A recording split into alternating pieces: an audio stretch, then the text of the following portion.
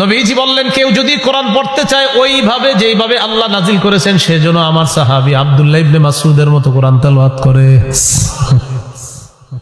নবীজির প্রশ্ন করলেন, হুজুর আপনি ইন্তেকালের করার পর আমরা কোথায় যাব? নবী বললেন, ফাইনা ইবনু মাসউদ, আমি না থাকলে কি সমস্যা, আব্দুল্লাহ ইবনে মাসউদ তো আছে।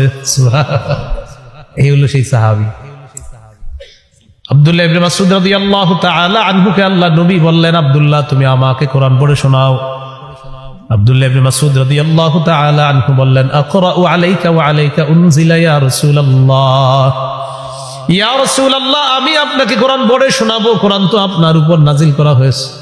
নবীজি বললেন, ইন্নী আশতাহি আন আসমাআহু মিন গায়রি, আমার মন চায় আমিও মাঝে মাঝে অন্যের কাছ থেকে কোরআন তেলাওয়াত শুনি, এটা আমার ভালো লাগে। তুমি পড়ো, তোমার তেলাওয়াত শুনবো, এটা আমার ভালো লাগে। মনে আসেনি কোথায় ছিলাম? জালিকাল কিতাবু লা রাইবা ফীহি হুদাল লিল মুত্তাকিন, মুত্তাকিদের জন্য হেদায়েত। এটা পড়তে হবে, এটা শুনতে হবে, এটার মজলিসে বসতে হবে, এটার অনুযায়ী আমল করতে হবে। রাসূলুল্লাহ সাল্লাল্লাহু আলাইহি সাল্লাম বলেন, মান জাআলাহু আমামাহু কাদাহু ইলাল জান্নাহ,